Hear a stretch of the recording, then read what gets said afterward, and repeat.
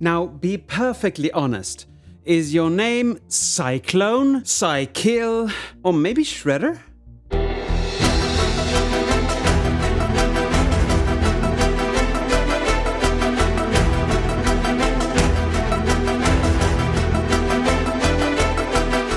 Hi everyone, this is Triple T, and today I'm taking a look at Mattel Masterverse new Eternia Sy-Klone.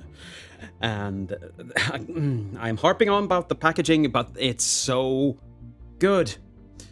Although I think that's more red than blue, but still, I don't really care. And he's... well, I forgot their names. Skele something... And here you have him painted beautifully with his little shredder mask. And I actually think this is a more picture-perfect face than that, but still looks amazing. And here you can see everything he comes with, and he's very forceful, and yeah, I don't remember him doing anything but twirling around in the cartoon from the 80s, but I still like him so much. He comes with two alternate hands. In this case, it's the hands he came installed with, and it's the gripping hands, but I don't see any use for gripping hands on him. He does not have any weapon to hold. He comes with his little shredder mask there. He comes with his beautifully sculpted shield. I really hope you can see this because it's magnificent. It has some writing on the inside, maybe, or just pegs, I don't know, but it looks really, really nice. So beautiful. And see-through. And for that shield, or for his arms, he comes with two blast effects, or at least magical effects. And we'll get to what you can do with them later on. Now, let's look at Sy-Klone himself. Look into the camera. Oh, there. And yes, he's very difficult to pose for some reason. Well, I know the reason, because this foot, it's very stiff and doesn't do the things I want it to. But let's look at him. The face is amazingly painted and detailed, and you can see his little orangey brown eyes in there. And the lines in the face look really good, and he has a lot of character. A lot of character. So I like that very much. The helmet is very nicely detailed as well, with the red stripes going all the way around. And now we come to the new groundbreaking mold. These are so beautiful. Just amazingly done and well painted. As of yet, I don't have any scrapage, and I hope I don't get any, even though it's not painted all the way down here. But I don't care. I like it.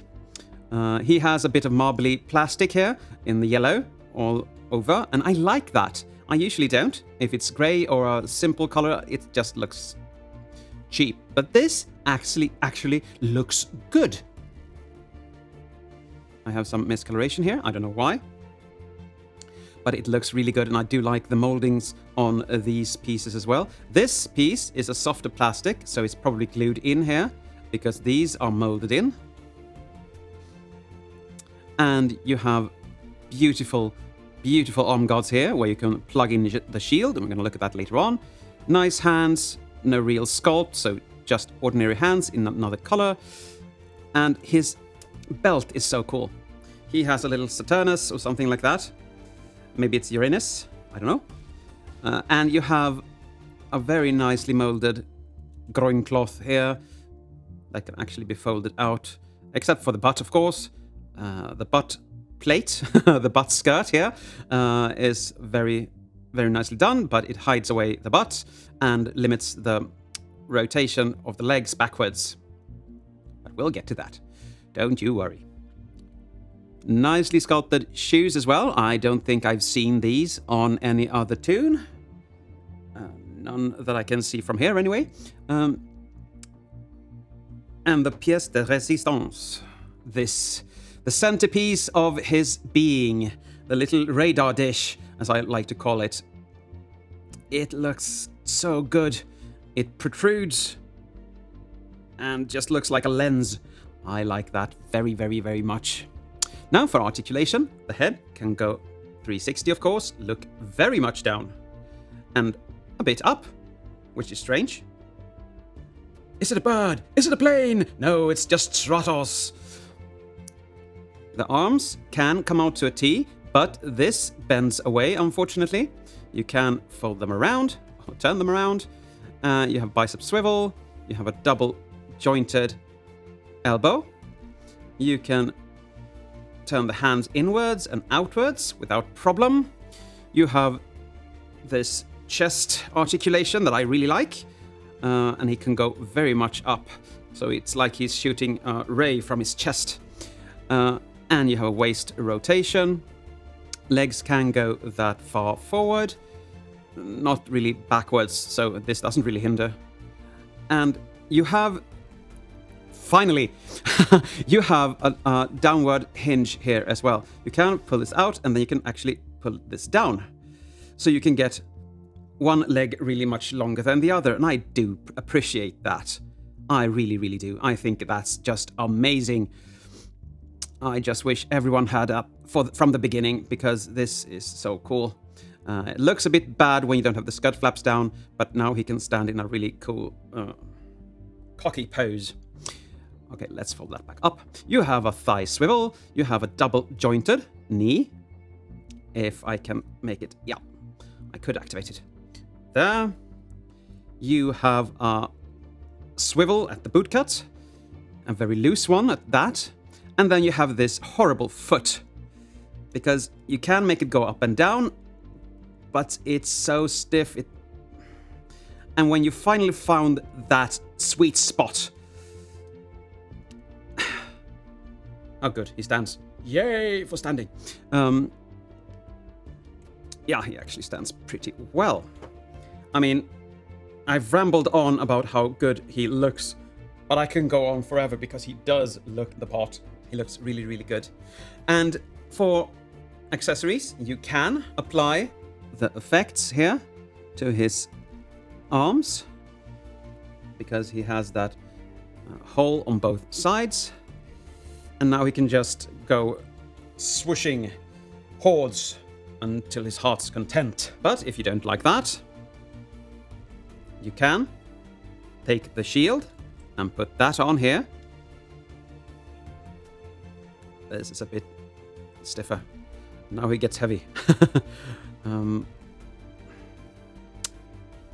As I said, he's not easy to pose. Like that. And now he holds his shield. And if you want to, you can put these effects on here as well. You can have them facing different directions, so it looks like it's twirling around, or you can have them facing the same direction. It doesn't really matter. It's up to you what you like.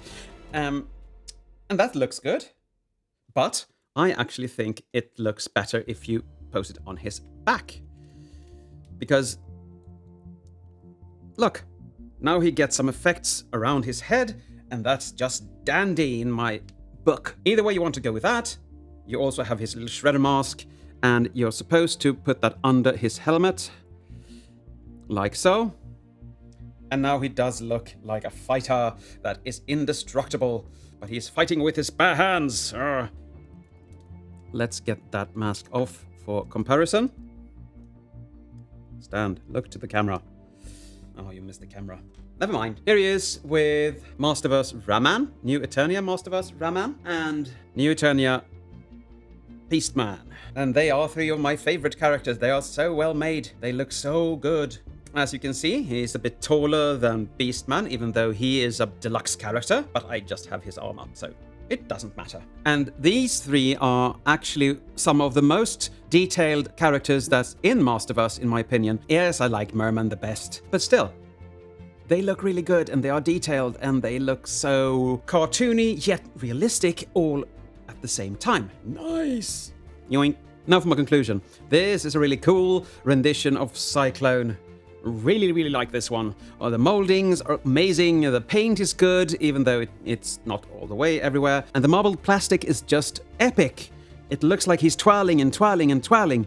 I know that many of you have had their little radar dish broken out of the package. Mine is thankfully still in one piece, and I like that very much. I think I would like it anyway because it looks so good. And that flap, my god, it looks so good. The articulation could stand to be a bit better, especially around the feet, but otherwise I really, really like this one.